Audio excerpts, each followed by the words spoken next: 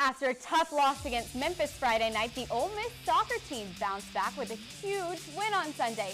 We have the highlights after this.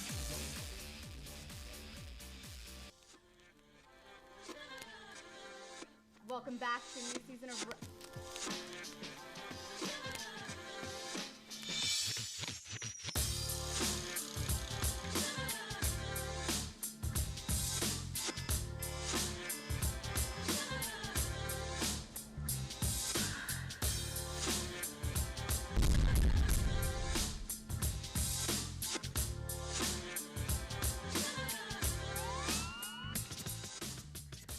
Welcome back to a new season of Rebel Watch. We are back bright and early, and joining me is the man, the myth, the legend, and my brand new co-host, Fred Nettles.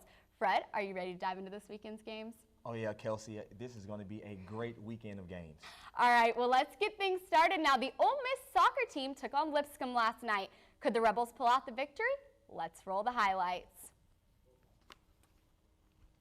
Now, Ole Miss soccer, as we said, took on the Lipscomb Bison last night at home for one of their first games. And as you see, Cece Kaiser gets to the top of the box and takes the first goal, and her first goal of the season easily. Oh yeah, secondly, we have Addie Forbes, one of the other leaders of the team. She scores the second goal for the Rebels that extends the lead 2-1. And again, Addie Forbes at the top of the box makes a move to cut the defender, and right there with the outside of the foot, the goalkeeper had no shot as Addie Forbes takes it up to 3-1. That's the final score for the Rebs. Ole Miss over Lipscomb 3-1. Now to the post-game report. Oh, I'm sorry. Sorry for those technical difficulties. Now, Fred, what do you think those opening games taught the Rebels about their team? Listen, Kelsey, as far as soccer, it's a good time for the freshmen to get more leadership, to get more experience on the field, and more games for the leaders to step up. I couldn't agree with you more. Now, soccer was not the only game we had this past weekend, as the Little Egg Bowl happened and Starkville High School faced off against Oxford. Let's take a look at the highlights.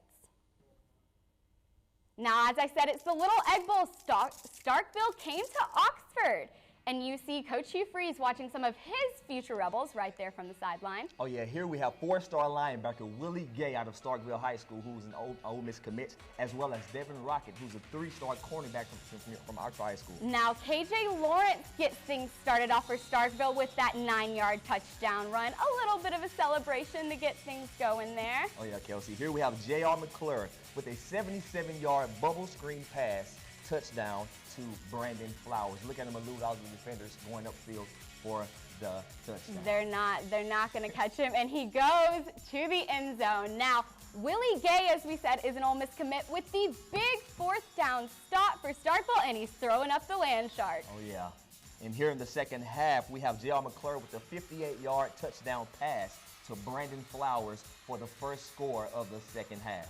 Again, he's going a little bit of a celebration in the end zone, but homeboy might need to stay in the weight room. Oh, yeah. Now, Tavion Clark, on the other hand, has his touchdown catch 25 yards into the back of the end zone. He gets his own little celebration, and Starkville just couldn't be stopped. Oh, yeah. Look at him celebrating in the end zone. Now, again, Starkville, Willie Gay with another big fourth down stop to put him at the end of the game. Now let's throw it. The final score is 28-16 Starkville. Now let's throw it to the post-game report.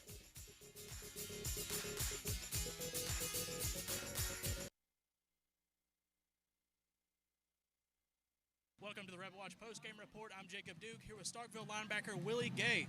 Willie, big win tonight. You bring the Egg Bowl back to Starkville. You guys beat Oxford 28-16. What does that mean to you guys? To keep the trophy in Starkville 3 years in a row. We know this is a big game, Starkville versus Oxford, like Ole Miss versus Mississippi State.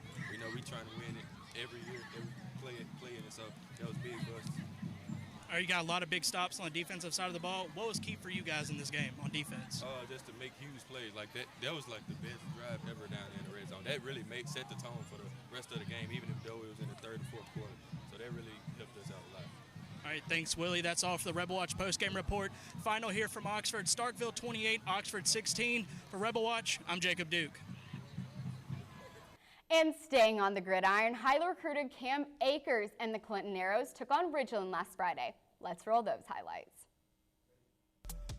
As I said, this is the Battle of Jackson with Ridgeland coming to Clinton. There you see Cam Akers, one of the most recruited and undecided commits in Mississippi.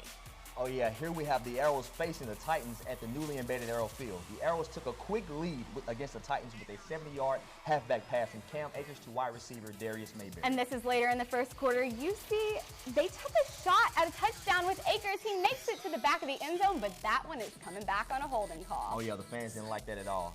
However, the Arrows were able to score later in the drive from another pass from Mayberry to Akers. They led 49-7 going into the second half.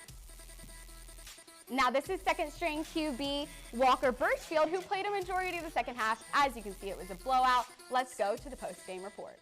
Welcome to the Rebel post-game report. I'm here with the #1 player in Mississippi, Cam Akers. First off, congrats on the victory. Thank you, thank you. So y'all beat South Panola for the first time in 16 years. Y'all just beat the Titans by a landslide. How do you feel about y'all's performance going into the rest of the season? We definitely got a lot of confidence going into the rest of the season. Everybody is a unit. We all brothers.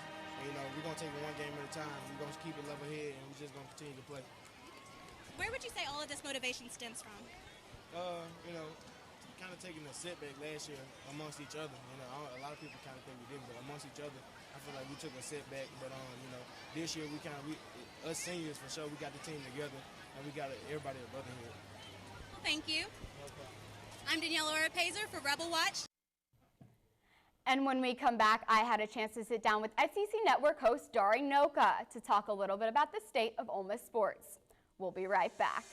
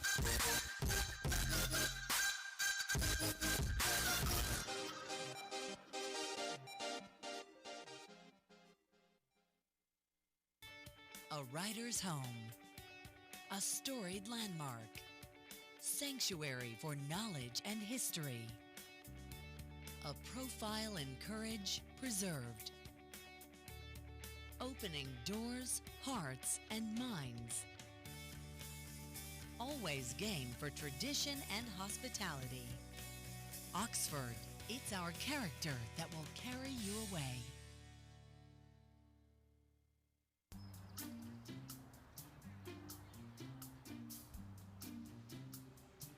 Don't worry, 74 people were picked before me in the NFL draft. To fight childhood obesity, United Way and the NFL are helping kids play at least 60 minutes a day. Okay, time for the team obstacle course. Yay! What this place needs is more healthy kids. To get involved or donate, go to unitedway.org/play60. Now I get it. This is quiet, peaceful, almost like a battlefield of the Cold War that's been reclaimed. This was important. This is very important.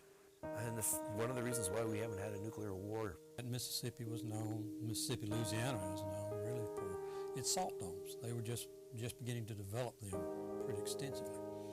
So that was sort of the thing that attracted the federal government's attention to come to Mississippi. They were willing to send my students and Paul's students and I down there to do the work.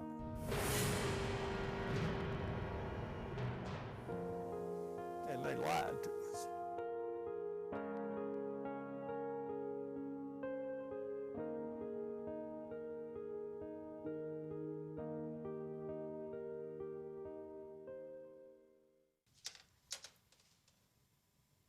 Wow, these are really good.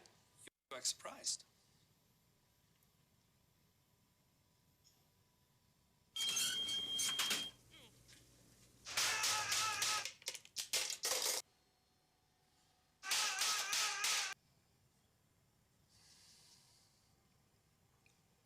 practice makes perfect. You don't have to be perfect to be a perfect parent. There are thousands of teens in foster care who don't need perfection. They need you. And welcome back to Rebel Watch. I'm here with Dari Noka. Dari, how have you been? I'm good. Have you been enjoying SEC Media Days? Yeah. It's a long 4 days, but it's exciting. I mean, it's kickoff. It feels like kickoff. Right. So, as everyone back in Oxford and Lafayette County wants to know, we've heard from Coach Hugh Freeze today. He answered some of those questions about the NCAA allegations. How do you think he did? Do you think he answered what everybody wanted to hear? Well, I don't think he can answer what everybody wants to hear, and that's something that we heard him say several times. There's only so much he can tell us. He defends the program. He defends the way that they do things. It's an uncomfortable position to be in, I think, and I think that, quite honestly, it's fair to question him right now. There's a lot of things that have come out. There's not an investigation for no reason whatsoever. Very rarely is there an investigation and there's not something that comes out of it. So I think there's a lot of people here who are a little bit on edge and not sure whether or not they believe him. I'm certainly one that's on the fence, but all he can do is try to keep the focus on the football team while acknowledging what he can acknowledge about the investigation. I think from that point of view, he did what he needed to do. Right, and we heard from the players today say plenty of times also that it wasn't a distraction for them, but it has to have some effect in that locker room. Do you think it does? Well, I don't necessarily. I can buy. We talked to our guys, Greg and Booger and Marcus, and they're football players. Like, those guys are football players. In that locker room, they're football players. So, they're going to hear about an investigation. They're going to read about an investigation. But if Hugh Freeze and his coaching staff is doing what they need to be doing, then those kids are only right now worried about getting better every week, and then Florida State, and then the next game, and then the next game. It would be real easy, I would imagine, to be in a locker room and be like, oh, you know what, we may get, the NCAA may hand it to us, and who knows if we'll be able to play in a bowl game. Like, I'm just throwing out examples. Right. But wouldn't it be easier for those guys to say, we don't know how much more time we got left in college football. We're a pretty talented team. We're just going to worry about the next game. I tend to believe that's the way it's going to go. So I don't think from this season perspective, I don't necessarily think it's going to impact them one way or the other. Right. So let's talk football. Like you said, they're starting off against Florida State in Orlando. You heard Coach Freeze say that's not necessarily a neutral site, but how do you see that game sizing up? I think it's going to be an incredible game. Florida State's going to be tested defensively. There's no doubt. I think that Chad Kelly causes a lot of problems for an opposing defense. Ole Miss defensively is going to be tested too. Florida State's got a Heisman Trophy candidate at running back in Dalvin Cook. They are going to have the home crowd. There's no question. This is probably at least an 80-20, in favor of Florida State in terms of in the crowd in Orlando. I think both defenses are going to be tested. I would not be surprised to see a lot of points. I think from a national perspective, I think Florida State's more talented, and I think Florida State's going to have a lot higher expectations on a national basis. But what it is an incredible opportunity. If Ole Miss goes and wins that football game, nobody's talking about the investigation anymore. Not until the NCAA comes up with its conclusions. But if they win, it's an awesome opportunity for them to just turn the page on that for right now and focus solely on football. And they'll bring the conversation to football. They win that game, they're going to be sitting in the top 3 or 4 in the country. That's where they want to be. Absolutely. And another big game that I know the Ole Miss players are looking forward to on their schedule is Alabama. It is absolutely unheard of to beat Nick Saban at 3 years in a row, and Ole Miss has never done it in their history. So what do you think it means for the program to beat them 3 years in a row if they can do it? It's another step. I mean, it really is. It's another step. It's another example of this stupid investigation hanging over their head because you want as many positive things on the field to happen to continue to grow your program. You don't want anything to hinder the growth of the program. Negative NCAA decisions here would hinder it. But from a football perspective, that's one of those things. Like, he can start walking the living rooms of prospects and say, I know you're looking at Alabama, but who's the only team in the Nick Saban era that's beat him 3 times in a row? That's us. That's something they can take forward. Yeah, that's a program builder right there if they're able to do that. Absolutely, and we've heard plenty of times about the loss of Laramie Tunsil, Laquan Treadwell, Robert Kimdichie. Do you think that this program will be able to step up and produce the way they did last year without those players? We've seen the recruiting classes, not just that one, but we've seen the ones since then, 14, 15, 16. There's a lot of talent. Every major program loses key parts to the NFL. That's how you know you're a good program. You want NFL teams to draft your guys. That's what's happened. Yeah, there are holes to fill. There's not going to be a single player that's going to fill any single slot. Greg Little's going to be really good. But is he Laramie Tunsil right now? No, he's not. So you're going to need depth, which I think they have. They've recruited that way. You get depth. You get guys that you can plug in, and that are going to be really, really talented. You know, there are times, Robert Condici, there are times he did not live up to expectations, right? So it's not like there's this unreachable ceiling here. Laramie Tunsil's probably the biggest loss, but they played some games last year without him too. So, he's built a program through 4 years of recruiting classes that's deep. That's what they need to be. All right, well, thank you so much, Dari. It was a pleasure. All right, Kelsey, thank you. And we ran a Twitter poll last night to answer the question that everyone seems to be asking. The scene has changed since July, and we want to know, is the NCAA out to get Ole Miss? 69% of our Twitter followers said yes, they are, absolutely, and 31% of our Twitter followers said absolutely not. So, Fred, this is my question. Do you agree with our Twitter followers? Is the NCAA out to get Ole Miss? Kelsey, yes, I do agree that the NCAA is out to get Ole Miss, but I wouldn't necessarily say a witch hunt. I agree that, what I do disagree with is all of the asking former players that didn't sign with Ole Miss, hey guys, you're going to have immunity, so just tell us whatever they did for you, and we don't care what the school that you're at right now did. We don't care about that. Just let us know what Ole Miss did, and we'll punish Ole Miss for that and not anyone else. So that portion is what I do disagree with. Right, and I couldn't agree with you more. I think that talking to players from rival SEC schools is a really slippery slope, because you get into, well, what did your school do to get you here if you didn't go to Ole Miss and they offered you money? But like you said, it's not necessarily a witch hunt. It's more of like a fishing expedition. They're going fishing. They want to catch some fish. They want to catch some dirt on Ole Miss. But they're not necessarily out to get us with their pitchforks and their torches. I couldn't agree more. Yeah. Now, when we come back, Nick Donovan will stop by to help break down the Ole Miss-Florida State game, and we will give our picks. Keep it locked on Rebel Watch. We'll be right back.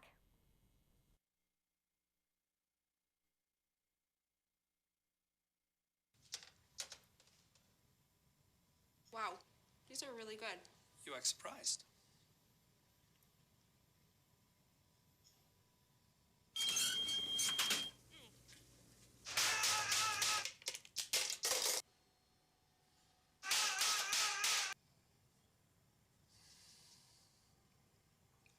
Practice makes perfect. You don't have to be perfect to be a perfect parent. There are thousands of teens in foster care who don't need perfection. They need you. 9 for the Razorbacks from the Ole Miss 37. It's a draw play and a handoff in the backfield in trouble. Birds flying high, you know how I feel. Sun in the sky, you know how I feel. Breeze drifting on by, you know how I feel. It's a new dawn, it's a new day. It's a new life for me, yeah. It's a new dawn, it's a new day. It's a new life for me, and I'm feeling good.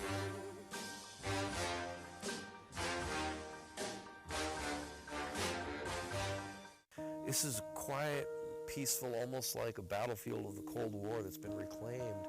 This was important. This is very important. And one of the reasons why we haven't had a nuclear war. Mississippi was known, Mississippi, Louisiana is known really for its salt domes. They were just beginning to develop them pretty extensively. So that was sort of the thing that attracted the federal government's attention to come to Mississippi. They were willing to send my students and Paul's students and I down there to do the work.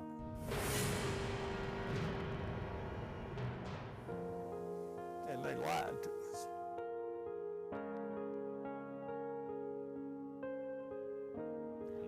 Welcome back to Rebel Watch. Ole Miss is playing number 4 Florida State on September 5th in Orlando to open up the Rebel season. We are joined by Nick Donovan to give us our keys to the game. Now, Fred, why don't you get us started? Tell me about your keys to the game against Florida State. Well, Kelsey, Nick, I believe it's going to come down to which defense can step up and take control of the game. One of my keys to the game will be if Ole Miss will be able to contain Dalvin Cook, keep him from getting to the outside, and also getting 11 hats to the football on every play. I hear you, and I couldn't Couldn't disagree with you. Nick, tell me about your keys to the game. First off, it's great to be back for another season of Rebel Watch. Great to see your lovely face. Secondly, I have a huge stat. Out of all 128 FBS teams, the Rebels are 107th in experience. So I think, especially on the defensive line, with the loss of Kim Dichie, players like Marquise Haynes, Breland Speaks really need to step up because Dalvin Cook is going to run. He's going to run a lot. And so it'd be nice to put some pressure on him, some pressure on the QB. And I think if the defense can contain Dalvin Cook, then we stand a chance.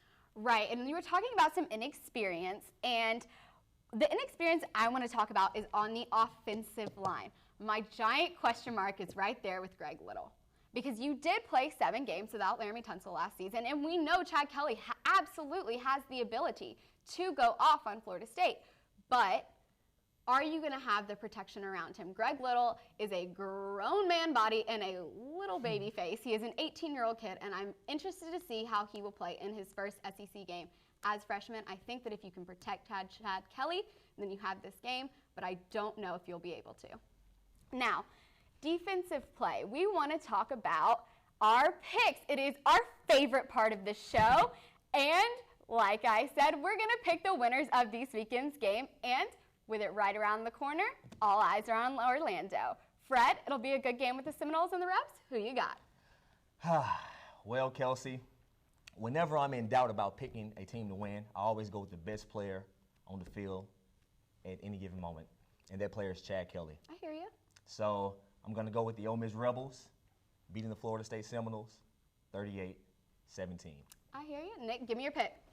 I think Chad Kelly is going to take over this season even better than last season. I do believe in Chad Kelly. I believe in this young Ole Miss team, and I think Ole Miss is going to pull it out. All right, y'all. Well, as much as I love these boys, and I wish I could agree with you. I'm here to win, people.